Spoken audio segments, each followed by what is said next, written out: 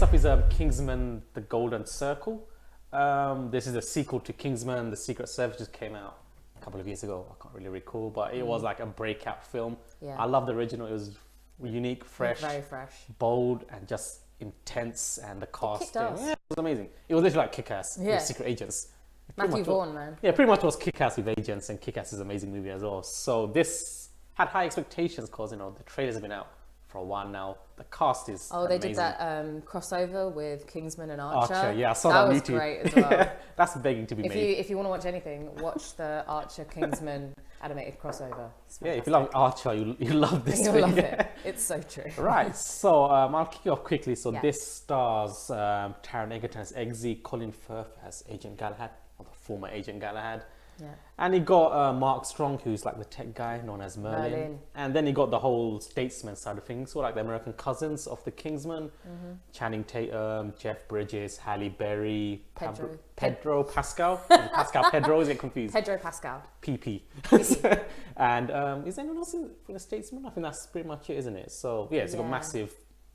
And then Julianne Moore as the As a bad villainess. guy, yeah. So let's get cracking. Who wants to start? You start this I'll one. start because I have Kate. I'm gonna go with two things. My initial feeling was I was a bit disappointed by it. Okay. I mean, the first one was amazing, to be honest, and it was a lot to live up to. But I just felt a bit like it's like a bit more of the same, and I just think the storyline is a bit too overly done. Yeah. In my regards, because there's like There was a lot going on. But then there's like 3 villains involved. Like, why do I need 3 villains in this film? Just need one. Oh yeah, because you had like Yeah. the Charlie from the original as well. Yeah, so you had like the one. I mean, you just kind of got a bit too much. I was like, I don't really see why you're doing all this stuff. It was a bit messy. Yeah, but I'll go with the positives because it's always good to start with Yeah, the positives. let's go positive first. Action is chaotic. I love it. Like the Oh my taxi gosh. scene from the beginning pretty much sets it all up. Oh, it goes straight into it, But doesn't clearly it? It doesn't mess around. Clearly, he's not an agent. He's more like some Captain America kind of guy. He's like flipping off things. His core strength is ridiculous, pulling himself up from a running car. I'm like, you clearly got some training in between the last film because Yeah. then the action scenes like that's what Vince Vaughn, sorry, Matthew Vaughn. That's great though, isn't it? I mean, Could you Vince imagine if this was directed by Vince Vaughn? you can dodge a spanner, you can dodge a ball. So yeah, I mean Matthew Vaughn's great for his. I mean, that's what made the original Kingsman stand out, and even Yeah. Kick-Ass. All his movies have this dynamic action scenes, zooming in and out. He captures everything excellently. I mean, there's a lot of all the action set pieces are amazing. In the beginning, you got the attack on the enemy's base, which is in the trailer. That's really great, and everything in between Yeah. is amazing. I don't It's very really think, stylish, the fight scenes. yeah. and It's stuff. very it's all slickly done. It's Yeah. executed very smoothly. All the scenes move seamlessly from one thing to another. It's Yeah. like when this guy jumps off, he will do this, and all the movements are like synchronized. Yeah, all the movements and the Yeah. like interactions like between a the dance, characters while essentially. they're fighting. Is Yeah, really good. it's like he's shooting that way, then he'll deflect that, and so that all works really well. And I love Eggsy. I think Taron Egerton, he nails He's it. great. He's like He you is can tell he really loves this role, and he is pretty much like I love him in this role. Yeah, I you can't couldn't really- have picked a better Yeah, person. I can't really picture anyone else doing this role, and I think some of the other casts, like Mark Strong, I love him as Merlin. Yeah, he's he's great. amazing. And I think, Country yeah, yeah, we'll go to Mark Denver later on. So John Denver. is it John Denver? I'm getting these names all mixed up right now. Yeah, what is wrong? Eggsy so is Merlin, but I think that is pretty much where I kind of Yeah. lost my way in a sense. But I think we kind of got different opinions here, so it sets up for a good Yeah. good debate, to be honest. So what are your negatives then? Negatives. I got quite a few actually. The statesmen are really like. I know it's an action movie, so I really shouldn't think of the plot too much. But at the same time, you need a cohesive plot to kind of push things along in between all the kick-ass things that happen. So I think the statesmen, they're very hyped up in the trailers, but you barely see anything of them. I mean, I know they work in a distillery, and that's about it. I don't see their inner workings, what gadgets they have, what tech they have, nothing. They're kind of like there, and they kind of play a background role in the entire thing. Yeah. Channing Tatum. But all the tech is there, so everything that's Yeah, good but you gets kind of want to used see as well. because in Kingsman you see how they're all set up. They have the base in the the suit shop. They have all the underground headquarters, Like but you don't the really see much. tunnels and You don't see the inner workings of the statesman thing, how they exactly work out, what system they have, and Their base is in a massive whiskey yeah, bottle. that's it. That's what you know. And that's it. You don't see anything else. And also, I think they are very much kept in the background because, like, Channing Tatum's front and center for the material. He's a great actor, funny, but he's barely in it. I'm like, why is he? They just literally found a way to take him out from the entire movie. Yeah, he was a big focal point in the trailer. Yeah, I mean, and for some reason he's just taken out of it, and it's just like he's a name though, really, isn't he? Yeah, but it's kind of like it felt a bit cheap in a way. It's like just to get people in, because I thought I'd rather see him and Eggsy team up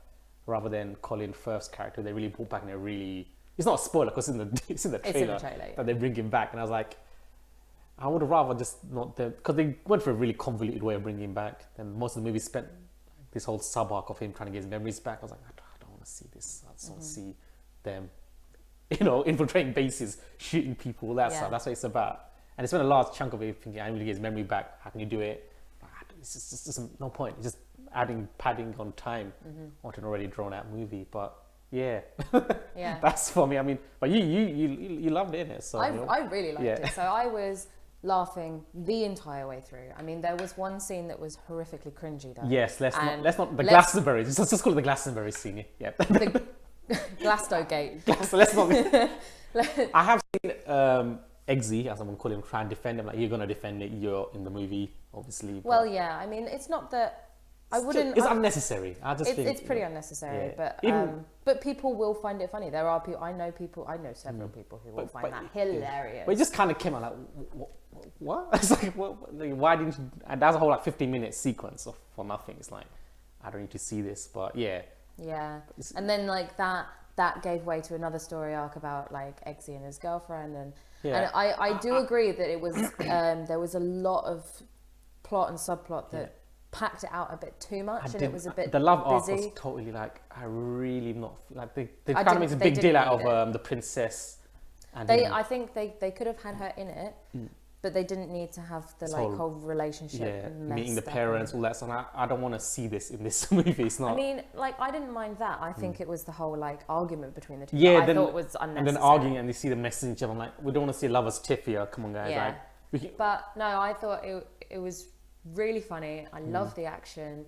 The soundtrack was really great.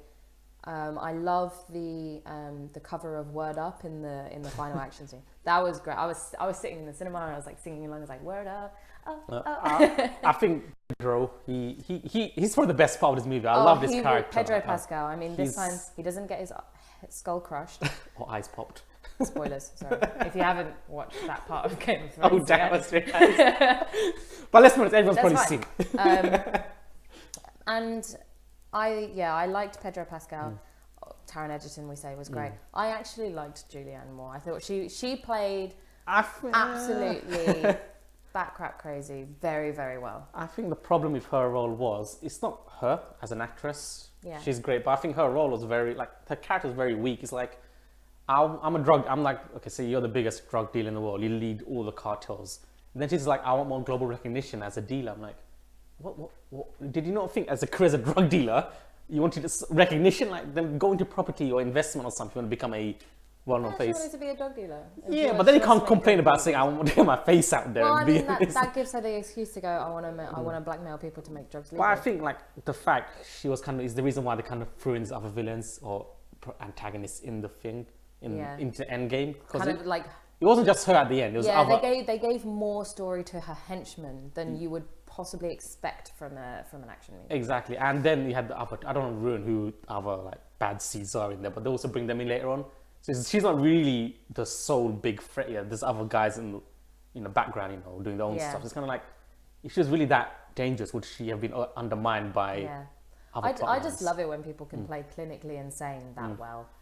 And she really was. She had this whole 50s theme thing going on as well. It doesn't make sense though. One thing is, if she has a 50s theme, why did she have Elton John in it? Like, surely she would have a singer from that time period, playing music from that time period. Well, she was like, I'm just gonna take someone here. The whole thing with Valentine in the last film, she was like, I'm just gonna take advantage of the fact that celebrities are going missing. And I was like, you know what, fair enough. I thought she would at least made him play songs from that era because she was so in love with the 50s thing. I'm like, okay, fair enough. Yeah. No, that probably brings us on to Elton John. Elton John. He's in the poster, so it's not even like a hidden cameo, and he plays like a significant part in it. I'm like, okay. Yeah, he was a little bit ridiculous, and we were like.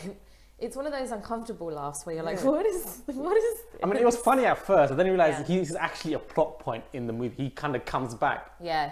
And he's beating up like henchmen and something. I'm like, okay, it's tongue in cheek, but at the same time, like, Why are you here? You know what though? I think the reason I really enjoyed it because from the trailer I actually wasn't expecting very much. I thought the trailer was really messy, so I thought like this film is going to be a little bit messy. Is it? Okay. And like I thought because the trailer was so action heavy, I knew that's what it was going to be about.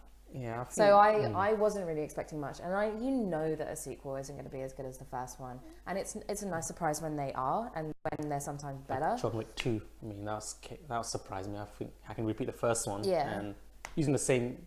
Well, that was a good example of good because you have the exact same material, but it did it in a different way. Yeah. Whereas this kind of pretty much repeated the same formula from the first one. You got this maniacal person who thinks they can take the world hostage. To orders around their own scheme, and Valentine did the same thing. He had the implants in everyone's neck, and he demanded like, I've got the entire world on a hook. Yeah. And same in this film, she's like, I've got the entire world, on a hook as well. It's kind of like it's the same art. Well, at least she didn't try and kill everyone. Yeah, but that was the end, or she was aiming to it. Like that was what's going to happen if they didn't bow down to her demands. Basically. Well, yeah, no, or the drunk. Yeah, but then. But I suppose you're right. I mean, it depends on your expectation going into it. And then I mean, the fact that you had people's head exploding at the end of the first one with like little sort of mushroom clouds with multicolored, and I'm like, this film is ridiculous. Yeah, I mean, the first it is silly, and I'm going to take it as that. Yeah, I mean, obviously it's silly, but I think at the same time you kind of have to have a cohesive plot, just at least string the silliness together, because. Yeah. Like they go on a lot of side missions, like when they go to mountains, then that mission. Oh yeah, they were all over the place. It's like, why do that? I think they could just cut that entire segment out, to be honest. Yeah, and focus. That bit, because it's 2 hours 20 minutes. I mean, but the thing is, I didn't notice. I came out and we were like, wow, that was really long. I was like, come on, guys, it's like I still like I say, it's for down to interpretation, because I think this suffers from the same thing as Guardians 2.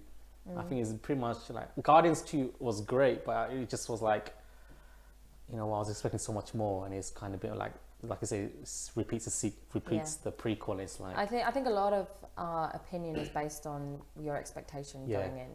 And because I wasn't really, I didn't have any, I don't think I had any kind of expectation. I didn't expect it to be amazing. Yeah. And I didn't expect it to be bad. I thought it was going to be a pretty good, like, action comedy. And that's what it was for me. I just think they should have just literally put the Statesman front and center rather than making them some sort of accessory to the film. Well, there are talks about a Statesman spin-off but film. things like that shouldn't be the spin-off. This should have been like, where you introduce a statesman rather than. I guess it kind of ended up that the Kingsman, like they found out that there was this other organization called the Statesman, and they just kind of went over there and was like, we're going to use. Which was a bit weird because they neither organizations knew the other existed at all. I think that's a bit. Surely someone at the higher ends of the company would know. You're talking about a relationship that's maybe like 100 years old. It's probably been forgotten. But even then, you think like the guy at the top would have some inkling that there is a British counterpart, because it could be kind of useful to know you've got counterparts around the world.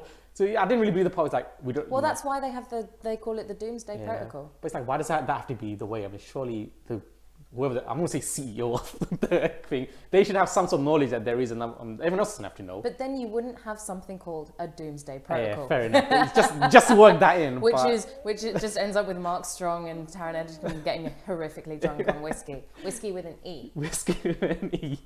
Yeah, I mean, it sounds a bit negative in my review, but I think it's more true that I was just disappointed from the fact that it just was not as anything near what I wanted. And the reviews are pretty split. I mean, Rotten Tomatoes is 50%. Yeah, so it's like dead in the middle. Yeah, it's right in the middle. But the audience score is 75. Yeah, I mean, if audience are sometimes wrong. But no, yeah, it's definitely like, and if you sometimes critics are wrong. Exactly, so no one's ever going to agree. Hence why people always argue about movies, isn't it? I mean, if everyone agreed, then it'd be boring. It's like and we wouldn't have a show. Exactly. But if it's a great film, I agree. See you next week. See you next week. But I think if you've got an audience score of 75%, you're going to make a profit. Yeah, I mean, it's going to make its money. It's going to get further on. There was these like our cinema was packed out. Yeah, my cinema was kind of empty though. I think because it was a Thursday evening we watched it on, maybe. I went Thursday night as well. Slightly, it was a 7:00 showing, but yeah. Yeah. I think one of the things I want to mention in the film, there's a few deaths in the film, and I just think they were a bit cheaply done. I thought it didn't really earn those deaths for emotion. It's just like done. I'm like, wait, what? They're gone? Like, there's no like usually when a film, bigs up a death, it's kind of you can get the hint throughout the film they're gonna die because they suddenly tell you about their backstory or they're suddenly put in the center of the film. But this one is like dead and like that's it. Like we didn't find anything else about them. It's like Yeah, no, that it did annoy me. the one outside the base, I was very surprised and I was very sad. It didn't annoy me. Yeah, but it's kind of like because the death scene was done very, very well. Yeah, I mean, he's like, I'm gonna own this. Yeah, I mean, you know they're dead. Like you see it's in the trailer. There's a massive explosion. You know, there's character, which is like I've at least seen a bit more of these characters before. If you're gonna just randomly just take them out, or otherwise just take off some faceless. I thought he had a really good role in the first one as well. The person who does disappear. Yeah. Okay, so I'm getting a bit spoilerish now. So yeah, and ignore that. this obviously they're in the first film. Otherwise, they would if they die. We're getting into dangerous territory. Well, the last thing I wanted to mention about this was John Denver. John Denver is everywhere. Like, I think Channing Tatum's got something to deal with the guy. It's like, cause he's in Logan Lucky, Country Road is also there. Yeah, Channing Tatum in his then southern accent. So Alien Covenant, she's singing Country Road and the like message that's being sent out, and like Country Road, the bagpipe version of Country Road in the opening of the film was just like, what is happening? Kingsman, is it? Yeah, no. When the film starts and the opening credits roll, it's Country Road, but played on the bagpipes. Yeah.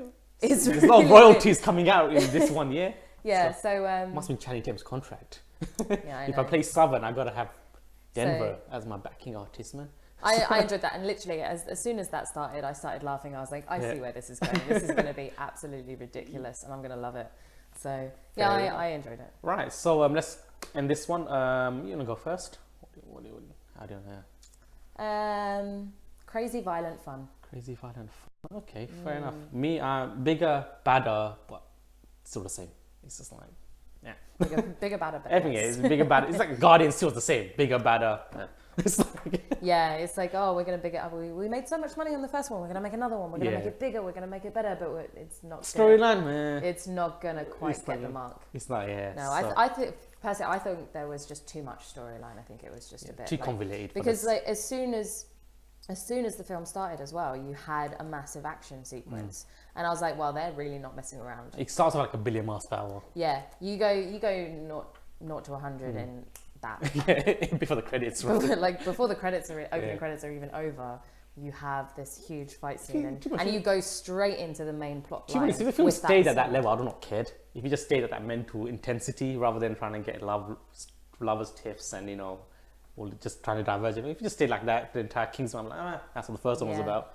But this one's trying to be a bit too smart, I think. I don't think they needed the bar brawl either. The who?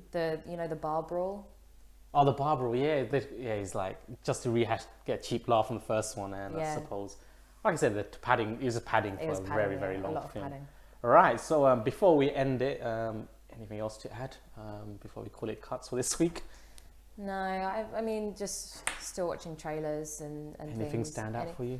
I really like the trailer for The Isle of Dogs. It's this new Wes Anderson movie. Did you ever watch The Fantastic Mr. Fox? I was going to say Fantastic Four for a moment. No, not Fantastic. It's the one with George Clooney in it. Yeah. And the Grand Budapest Hotel is Wes Anderson. Okay, that was really good. He's one of those like kind of arty directors, and it has his films have a very unique style, and just the way like Aronofsky got his weird unique style. But like instead of being like, I'm going to give you a story, but it's not going to be the real story. But like Wes Anderson just makes it look really strange, and it's really, really cool. And this is about how like there's like a dog flu, and they put the dogs onto the island, and then there's a little boy who wants to get his dog back, and the dogs on the island help him. And it's got like Bryan Cranston, and it's got like a pretty big cast actually. Say my name. Mother. Yeah, it's got a pretty big cast in it as well. So that looks really good. I think what stands out for me while talking about trailers is Snowman. Yes. Yes, that looks good. I like my noir drama, so this looks really interesting. And it's the Fassbender. Yeah, man. Hopefully there's not too much Fassbender in this. I mean, I'm after Covenant, I'm a bit too Fassbendered up right now, so it kind of takes it down a notch in this one. But that looks great. I like this sweet, like this is like a Scandinavian murder film. I like the psychological thriller kind of things. Yeah, I'm a bit strange in the sense I love my murder films, so murder mysteries. So, but I'm super tired of Jigsaw.